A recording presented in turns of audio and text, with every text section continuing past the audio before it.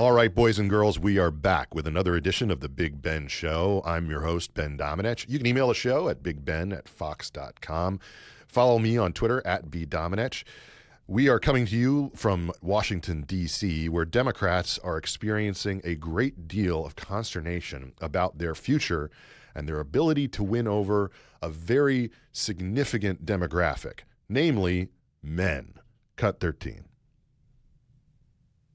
I'm a team player. I'm with it. And there's folks that I recognize are smarter than me. They analyze this. You put your input in. Running a campaign that had never been run before, 100 days, in the situation we were at, running against a very unusual opponent on the other side. Mm-hmm. And look, my job was to do it. Look, I knew I was on the ticket. I would argue because we did a lot of amazing progressive things in Minnesota that improved people's lives. But I also was on the ticket, quite honestly, because I could code talk to white guys watching football, fixing their truck, doing that I could put them at ease. I was the permission structure to say, look, you can do this and vote for this. And you look across those swing states, with the exception of Minnesota, we didn't get enough of those votes. Yeah, they certainly didn't. They didn't win college-educated men. They didn't win men in general. They did really, really poorly with the same group that Tim Walz insists he was named to code switch to be able to talk to them and grant a permission structure to vote for Kamala Harris. He was about as good at that as he was loading a shotgun. Cut 9. I just think when you're fighting the media to go shoot with you, you need to learn how to load your stuff, is all I'm saying. I love how he goes, it's got this special thing so it doesn't hurt your shoulder. I mean, a shoulder pad, you dumbass. Oh my gosh. This was really hard to watch. And he's sitting here acting like, I mean, he can't load the damn thing. And he was bragging about how much he shoots. That's what gets me. Like, he started this bragging about how much he shoots and how much he hunts. I would be really uneasy if I was in the field with this dude and he had this shotgun, a modern shotgun, and he couldn't load the damn thing. I would feel really nervous around him. That's the great Dana Lash. This is a situation that is not new for Democrats. It's been emerging for quite some time, but I think that they might be in their worst possible position when it comes to finding a way back to winning over men. And why is this? What's really going on behind it? Well, there's someone who they ought to be listening to on this. Cut 10. Why is the Democratic Party viewed as toxic by so many? Like, even people inside the party acknowledge that. I think their primary currency was shaming and scolding and talking down to people and telling them, hey, I know better than you, or you're dopes, or you're a bro, or you're ignorant, or, don't you, how can you be this dumb? I can't imagine it. And then, by the way, they're fascists. How can you vote for that? And, when you're in a state like Pennsylvania, I know and I love people that voted for Trump, and they're not fascists. That's John Fetterman, of course, talking about this issue currently.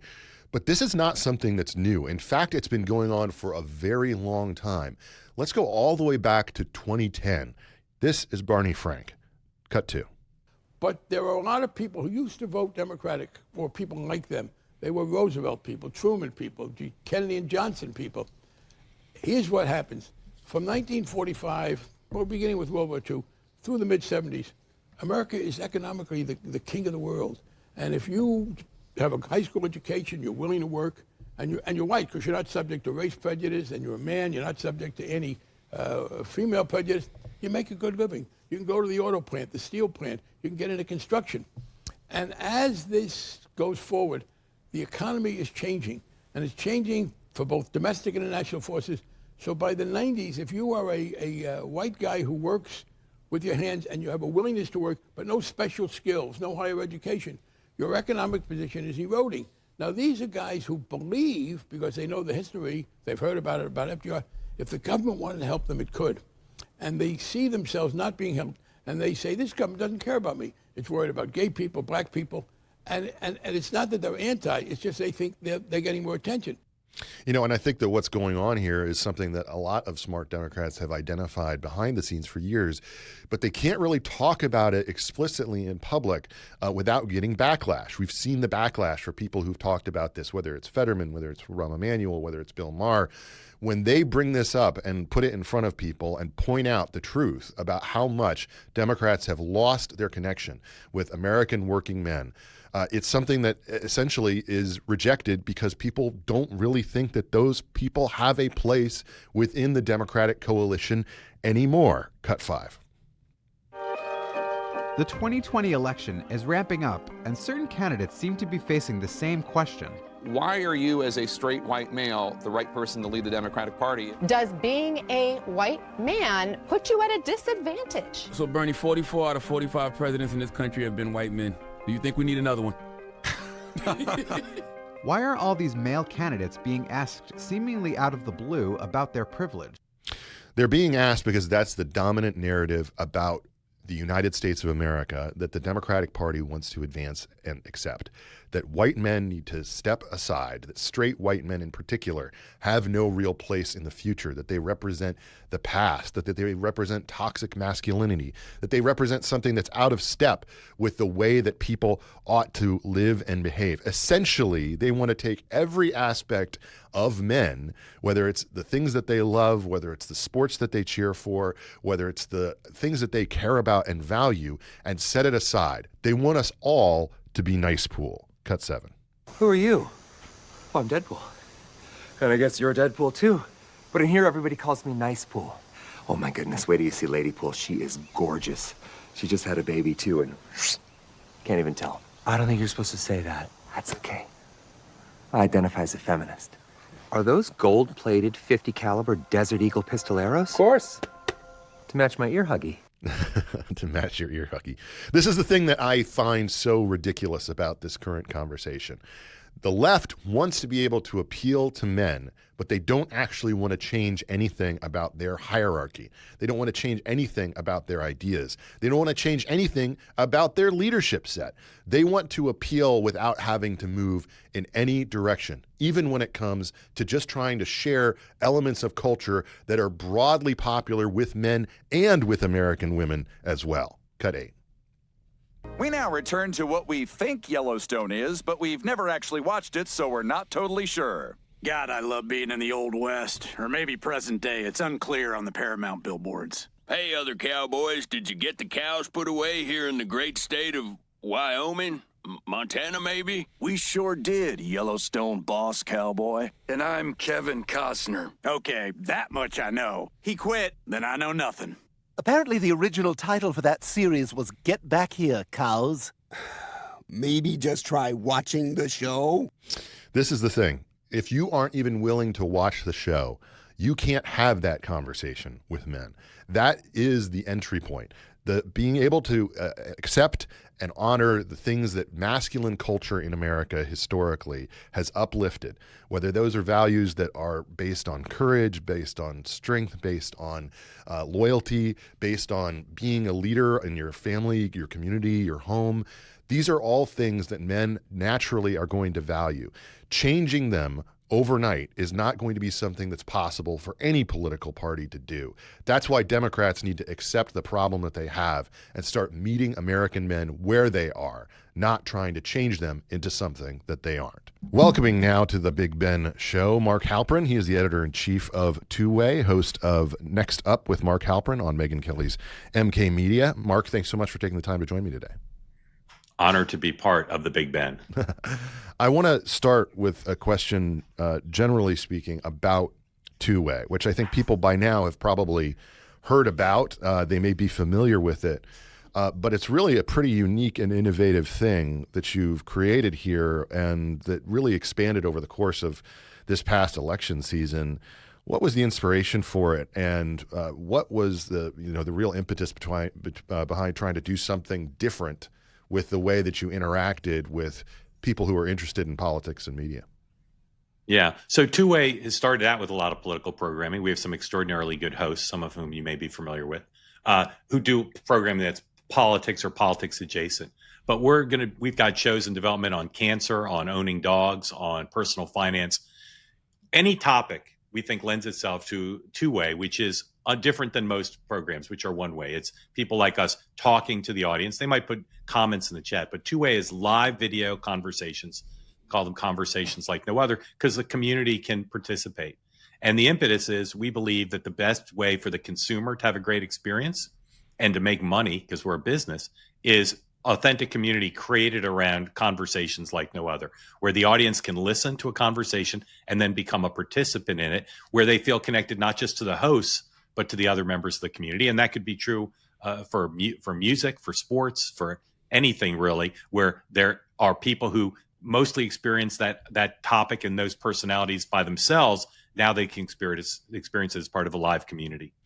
Is part of the impetus here something that I think has been going on in terms of different areas across the realms of subject matter, where you have professional consumers of media, people who know a lot more about the topic areas and are interested in something that's a lot deeper in terms of its the data that you're operating from, the intelligence of the people who are talking, as opposed to what you get on these kind of surface level conversations that happen around, virtually everything, the business of sports and Hollywood and everything else. 100%. In addition to, we think our content's distinguished by the two-way component, where people on the live video can ask questions and make comments. Our conversations are long and they're sophisticated but accessible. So when I watch some programs on ESPN or on CNBC or CNN, they're not that sophisticated because they're trying to speak to a lowest common denominator. And as you said, people are more sophisticated. Not everybody, but a lot of consumers of not just news, but entertainment or sports. When I watched last night, I watched the Knicks-Pacers game. I found 98% of what the announcer said to not be particularly sophisticated. Mm-hmm. If you and I were watching the game, we would have said more sophisticated things about what was going on. And that's what we're trying to do with two-way, to meet consumers of information and news and entertainment where they are by having two-way conversations that are long, sophisticated, but accessible, so that people don't feel alienated if they don't have the exact level of expertise as some of the other community members do. When people dive in and ask questions on two-way, it always strikes me that they are very, for the most part, very thoughtful and also very well informed. That they know more about the topic area, even if they're not in, a big city environment or something like that. And to me, I think that that's an indication that, too much of the time we do that lowest common denominator thing in all aspects of media. You bring up sports, for instance, the proliferation of all these sports podcasts that are out there. I think a big part of it is that people like me got tired of the ESPN model. Like it's so boring, and it's, you can only get so much juice out of Stephen A. Smith yelling about something. I agree. Our community members, regardless of the vertical, they're not just well informed, but they're sophisticated and they're great storytellers. They come to the table, and we're blessed by that. We don't screen. We don't book people. We just see who comes. But there's something about the format that attracts people who have interesting, well-informed, compelling things to either say or ask. And they're, along with our partners who come with some subject expertise and some following, they're the stars of two-way, because we learn so much from. In the politics space, anyone who was on two-way last summer and fall knew that Donald Trump was probably going to win, because we had so many voices come on and say, here's why I'm voting for Trump, even though I voted for Obama or I voted for Biden or I voted for Clinton. And one of the highlights for me in the platform was in January when a woman came on and said, I voted for Kamala Harris, and my friends who aren't on two-way, because again, we have people across the spectrum. It's not left or right or center even, it's everybody. She said, my friends are so upset about Donald Trump winning and they can't understand it. And I'm upset, but I'm not nearly as upset as they are, even though I'm a Harris voter, because I've been on the two-way platform and I've heard so many reasonable, intelligent fellow members of this community explain why they're Trump supporters. And so I get it. Mm-hmm. That to me is the essence of two-way in the political realm, because she was a very sophisticated, smart person. She understood from listening to other community members why Trump was likely to win. And she was much more at peace of it, she said, than her colleagues and friends who weren't part of hearing those voices. You were ahead of the curve on a number of different stories this past cycle, and you got a good bit of flack for it. You've obviously been witness to, as I have, what's been going on in terms of this great reappraisal that's happening right now, where so many people, it feels like, are, only now can it be said about Joe Biden's decline and all the other things that were going on with that. When you go out there over your skis a bit on some of these things, you know that there's going to be flack that comes back to you. What do you think is the real danger when it comes to media groupthink about these different aspects of major political storylines where we really need a media that is asking deeper and more probing questions to get the truth? Well, I'm not sure. I respectfully, I agree with the expression in this case, over my skis. I'm about the most cautious reporter I know. I don't report things unless I'm confident in the sources, and I'm blessed, having been at it a while, to have sources in both parties who I trust, because over time they've demonstrated to me that they're truthful and knowledgeable. I think that I've said it many times, the Biden cover-up that was done by Democrats around Biden, Democrats on Capitol Hill, and Democrats in the media, was the biggest media scandal in American history. But it wasn't much of a cover-up, because about 70 or 80% of Americans knew exactly what was happening. And they said it on a regular basis to pollsters. And anybody with a C-SPAN subscription knew what was happening, not in 2023 and 2024, but all the way back to 2017, 18, 19, before Joe Biden ran the first time. So it's the groupthink is always bad in journalism, but it's particularly insidious when it's asymmetrically hurts one political party or one candidate.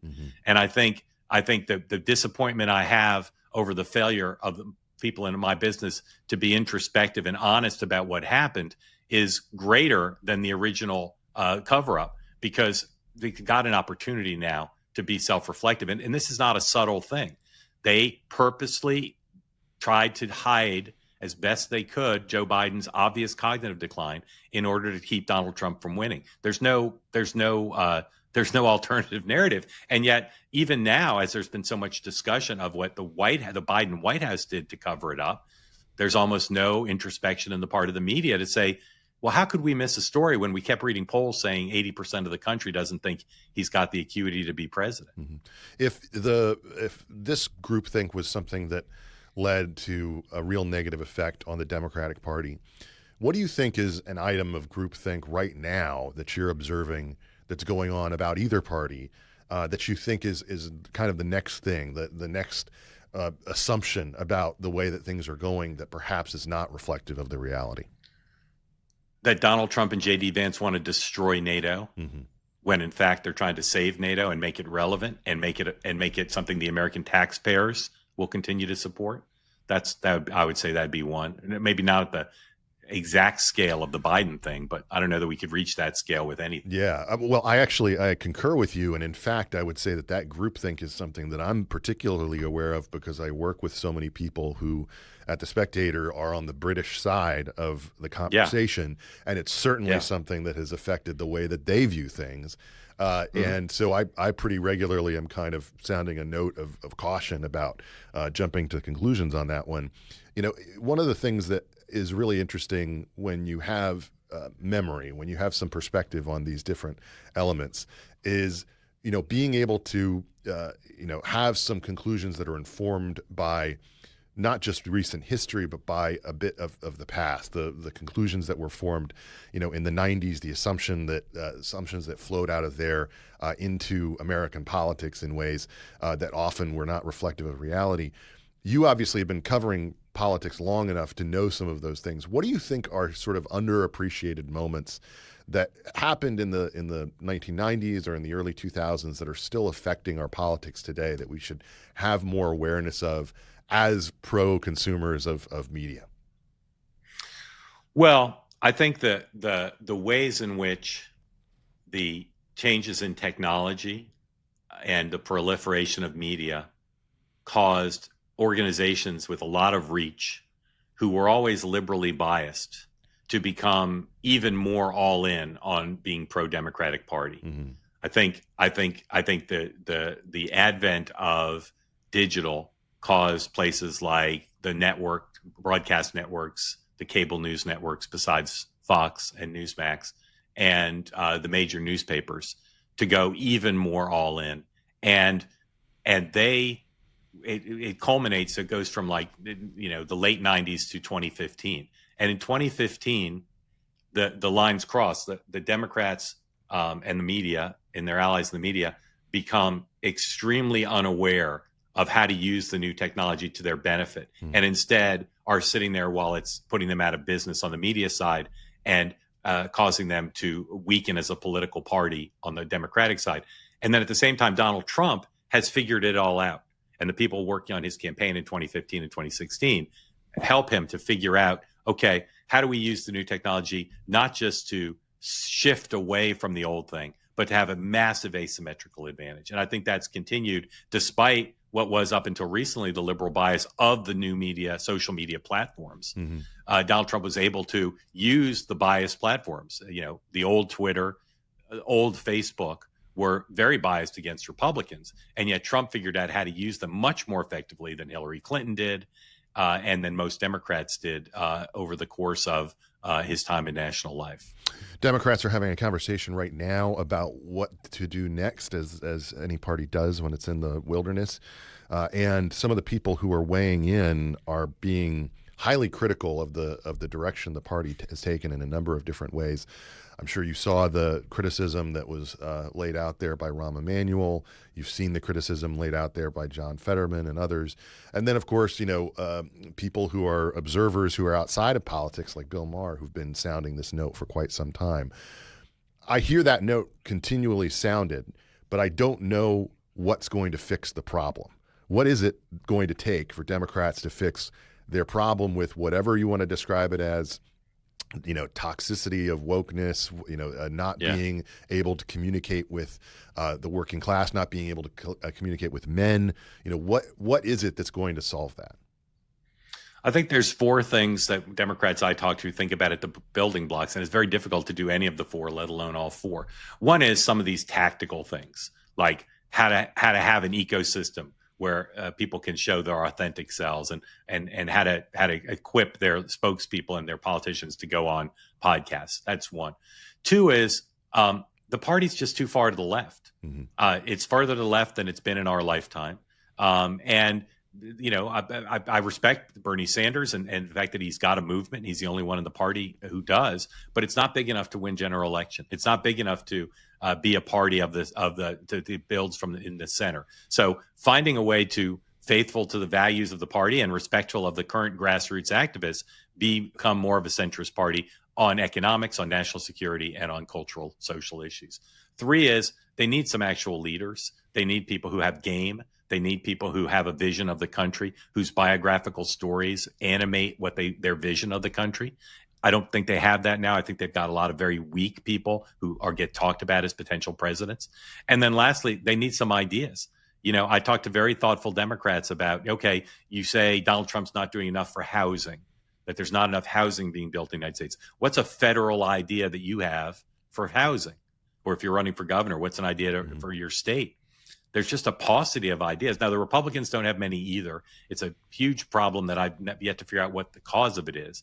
Because back when I started in this business, there were ideas churning out, particularly from the states, on a regular basis. Mm-hmm. But find me a good idea. And Donald Trump's ideas, like no tax on tips, it's not particularly good public policy, doesn't affect that many people. It's kind of a gimmick, but it's an idea that people hear and say, yeah, that's good, no tax on tips.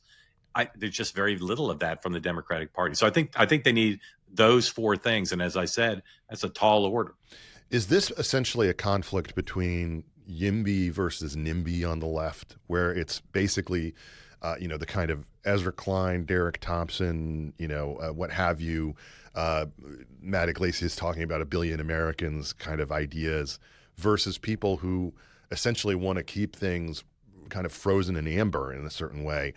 We see this, of course, in Washington, D.C., for instance. There's a current fight over the football stadium that is pitting basically, lefties who are like, no, we need to keep the skate park, versus the ones who say, no, we need to build something that's going to create new jobs and new housing, et cetera.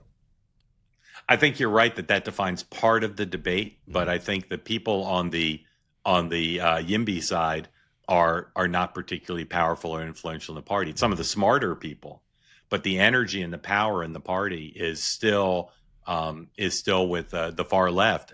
There's some exceptions to that. We've seen Gavin Newsom and Rahm Emanuel, as you said, and some others, kind of tepidly, provisionally, cautiously stand up to the far left of the party on some issues.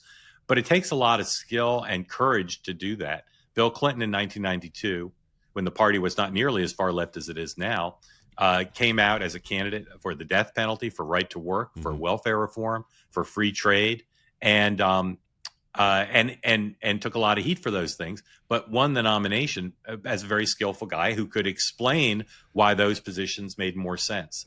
And I mean, someone who stood up on the comparable list today would be hammered.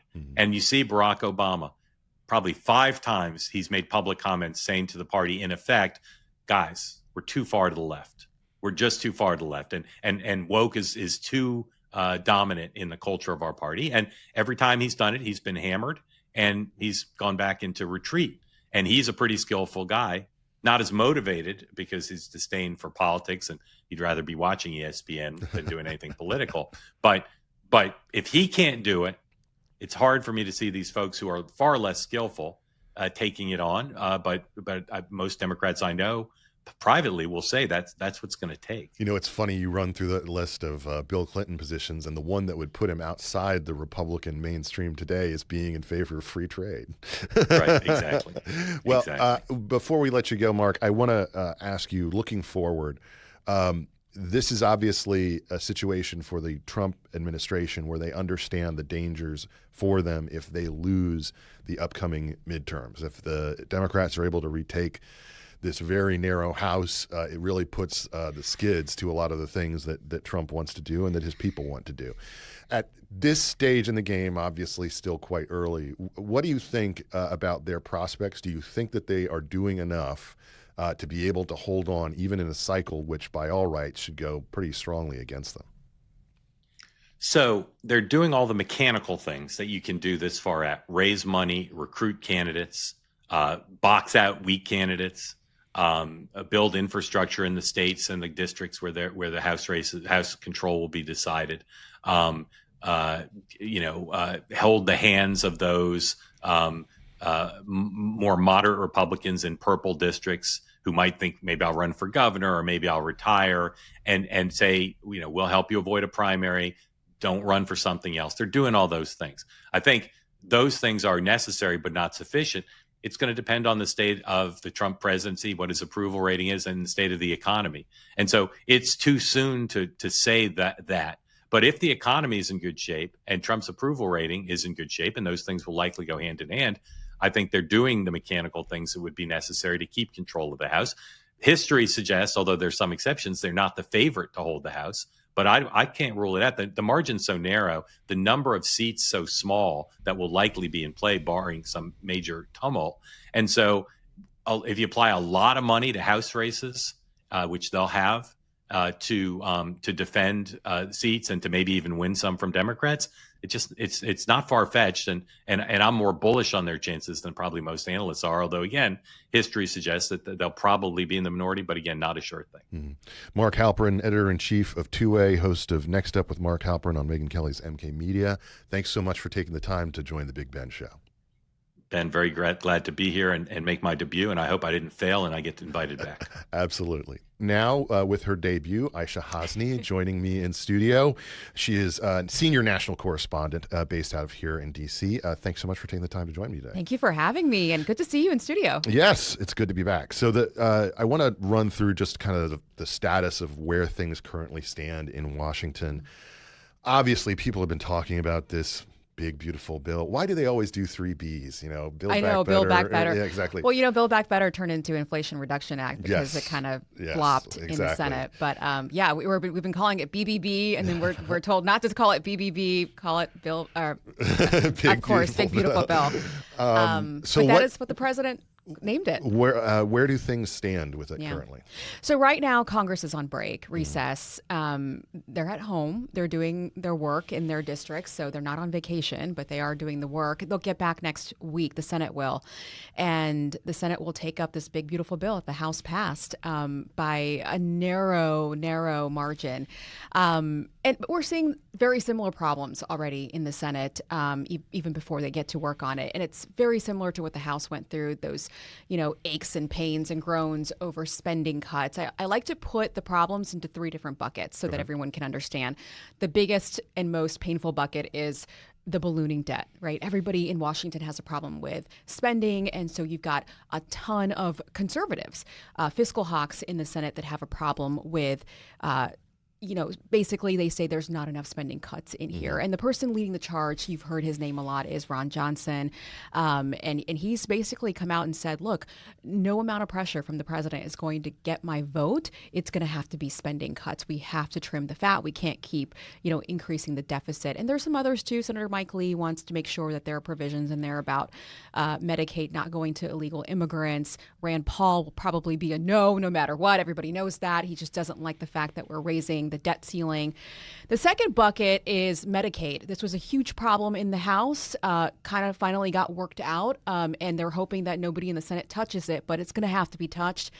Senator Josh Hawley, very worried about how this is going to affect his constituents.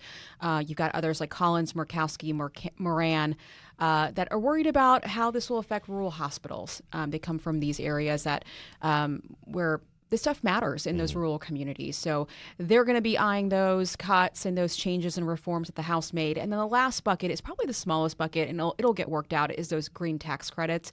We were just talking about BBB, that turned into the Inflation Reduction Act. There were some green tax credits in there for taxpayers. And so you've got people like Murkowski, Moran, Tillis, and Curtis that are going to want to make sure that people can still take that home with them. So there will be some fights and some push and pull. And the question right now as we're watching this, because you don't want to get so into the weeds right now. The question is, can they get this done by their July 4th deadline that they have created to put this on the president's desk? And there's already a lot of doubt about how fast this Senate can move. Ron Johnson wants to slow this reconciliation process down quite a lot to be able to get as many spending cuts in there as well. And now you've got Elon Musk talking about how he doesn't love how big this is, or at least how maybe it's not as beautiful as he would like it to be. So a lot of voices you're going to hear from in the next 4 weeks, and then we'll see if they can get this done by July 4th. So when it comes to the dynamic going on that Senate side, obviously this is the first time that we're seeing John Thun have to deal with some massive piece of legislation that he has to shepherd through, obviously taking over as leader. What are some of the indications about how he might approach this task differently than it might have been under Mitch McConnell? Are there any kind of early indications about people's attitudes toward him in this leadership role? Because I've heard him express some skepticism about the size of the bill as well, and particularly skepticism about the deal that Speaker Johnson cut on the SALT levels for those blue state Republicans who were demanding so much on it. What's your perspective on Thun's first go-round?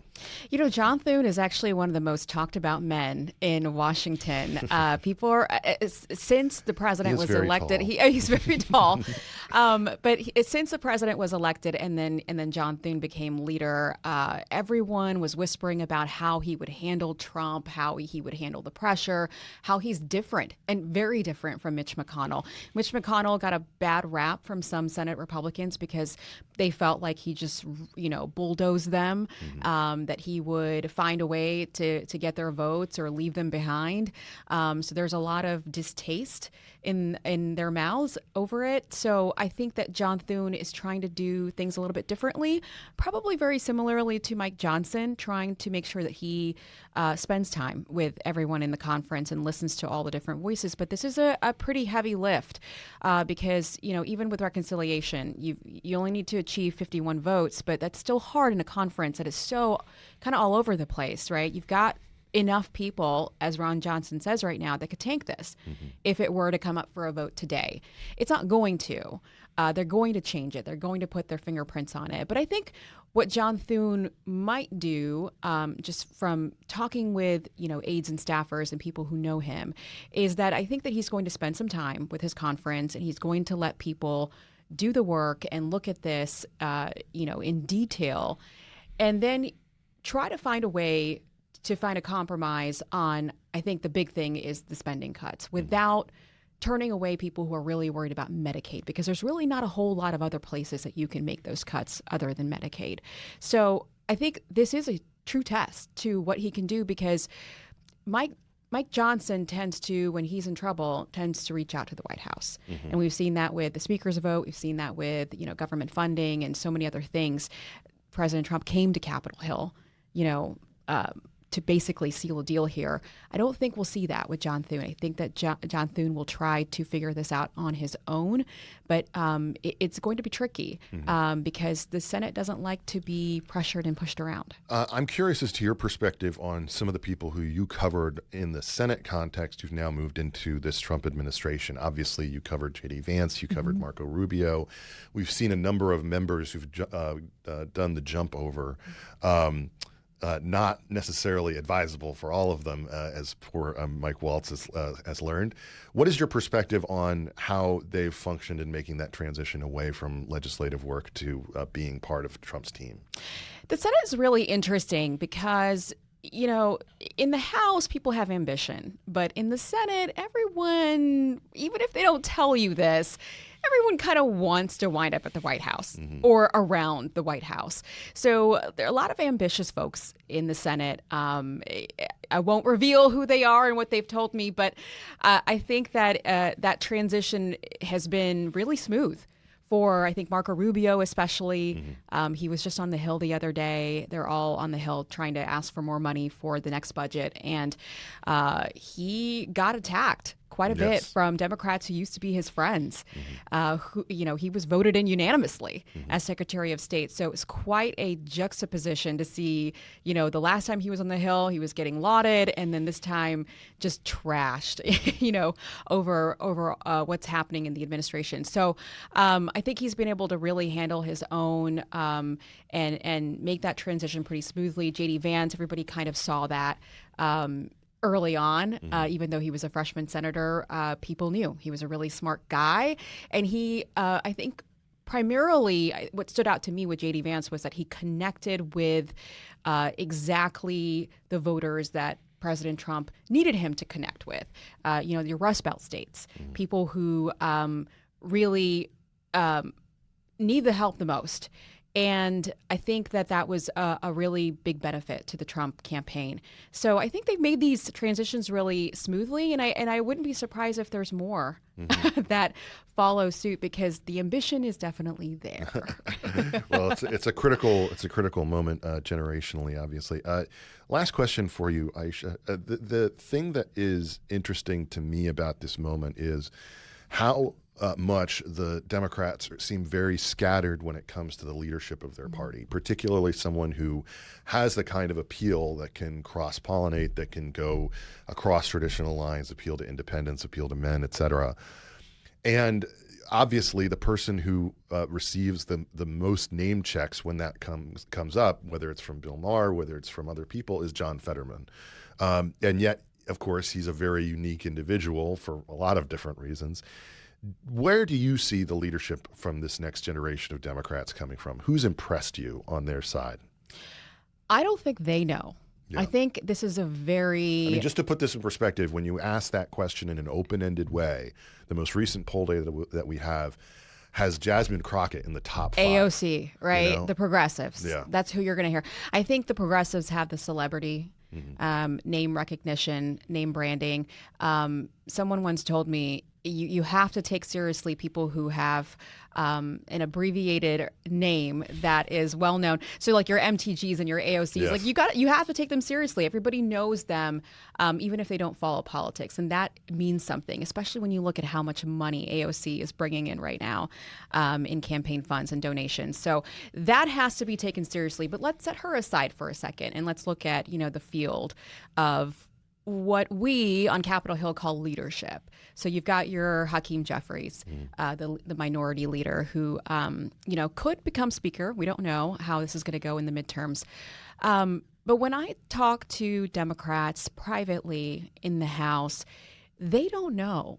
They don't know who is leading them. I mean, they will tell you on the record it's Hakeem Jeffries, but they don't feel that strength. That someone is really guiding them, leading them, and has a clear message and knows where to go. I think people are trying. You saw Cory Booker, get on the Senate floor and make that speech, for hours and hours and set the record. You've had other people try to kind of break through, but I don't think anyone really knows. One person I would say that I've heard rumblings and whispers from really smart people in this town to keep in mind, to just watch as we are already talking about 2028, which is crazy. Rahm Emanuel. Yeah.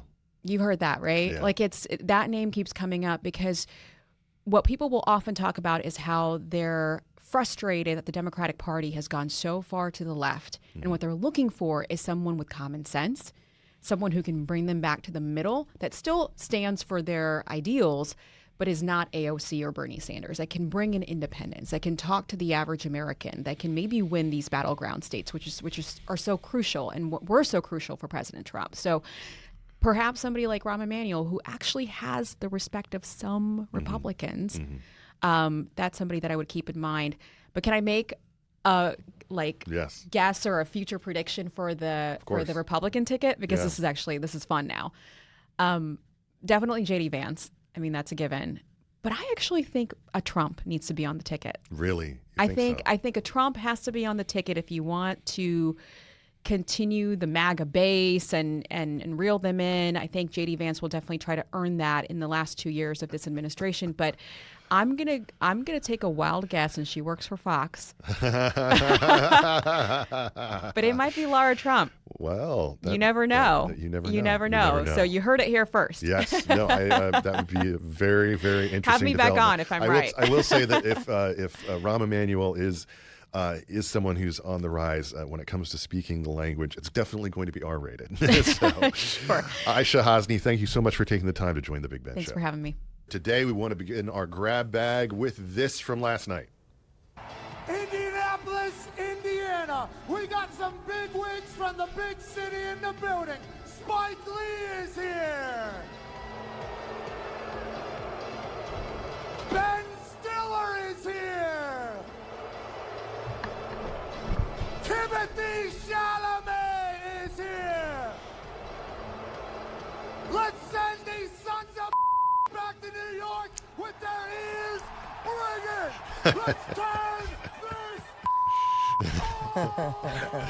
Now that is of course great Pat McAfee, and he is cheering on your Pacers in that clip. Dylan, how are you feeling this morning? I'm feeling great. 3-1 with a win in New York and on the first game is literally, it's more than I could ask for right now. I feel very good about winning at least one of the next three. Okay. So, did you stand up when you heard that? Did you stand up and cheer?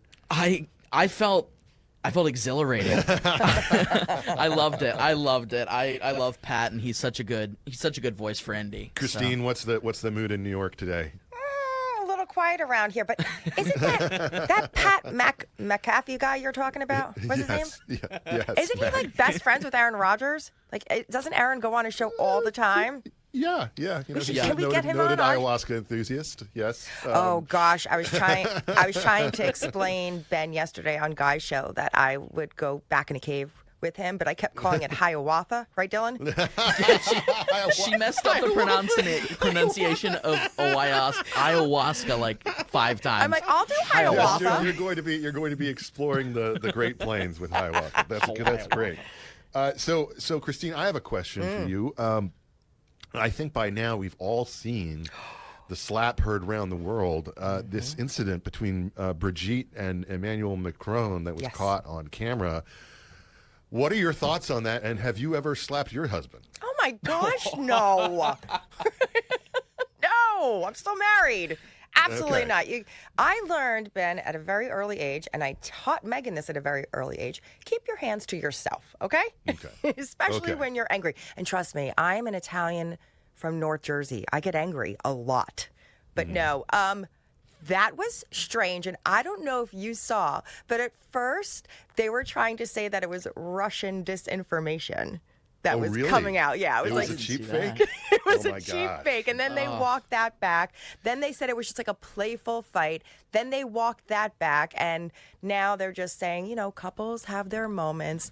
I didn't realize she's 25 years older than he is. Oh, I think she's even older than that. I'm not sure we ever actually clocked her real we can't age. deep dive, right? Like we can't go into who she is there's, or what she is. Lots of rumors, lots and lots of rumors. Something ain't right there's here. There's many devoted Reddit threads, but I don't think I want to take the Big Ben show in that direction quite just yet. We need to do some additional research, I think, on that. But I will say that this is just I think an indication of the decline of French manhood, which is something that has been going on for a very, very long time. Hundreds of years. Yes.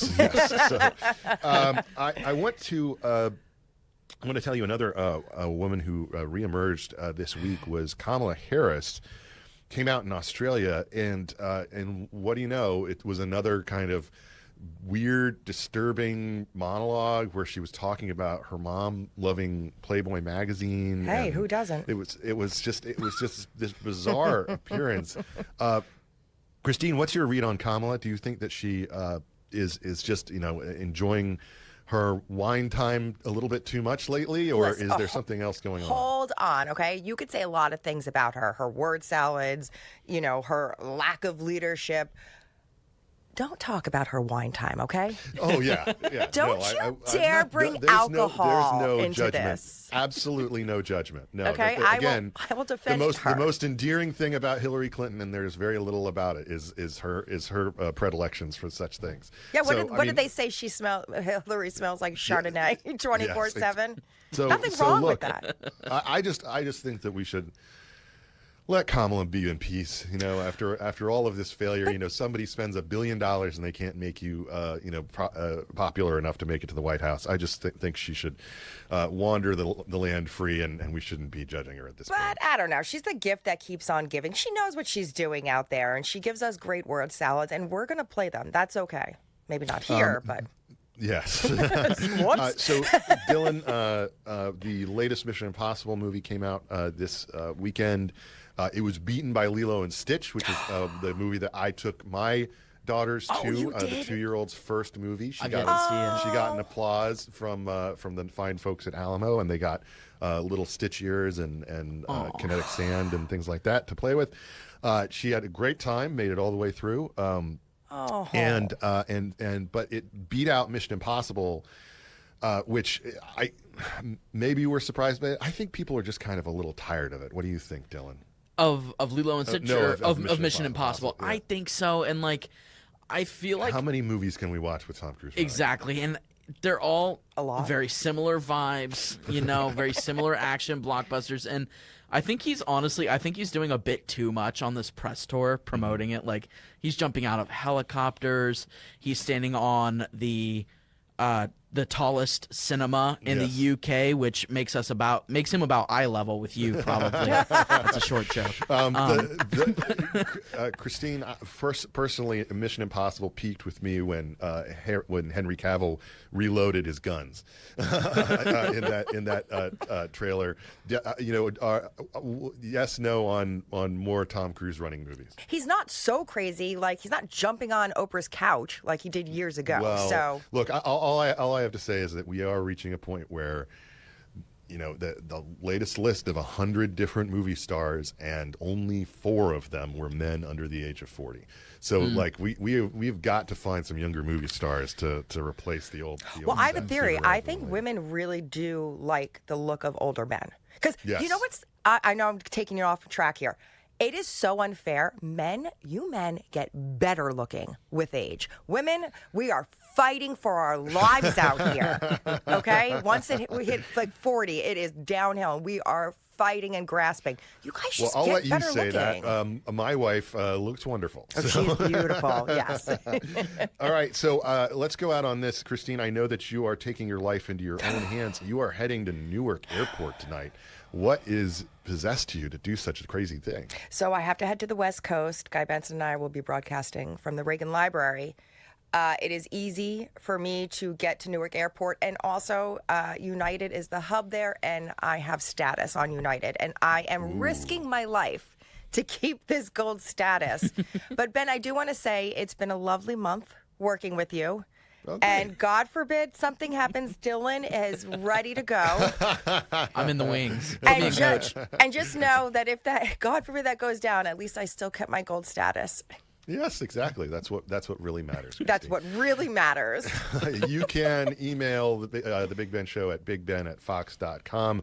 You can subscribe to my newsletter, The Transom, at thetransom.com, The Spectator at thespectator.com. You can find us wherever you listen to podcasts. For Dylan, for Christine, for Aishah, and for Mark, I'm Ben Domenech. Thanks again for listening to The Big Ben Show. We'll be back next week with more to dive back into the fray.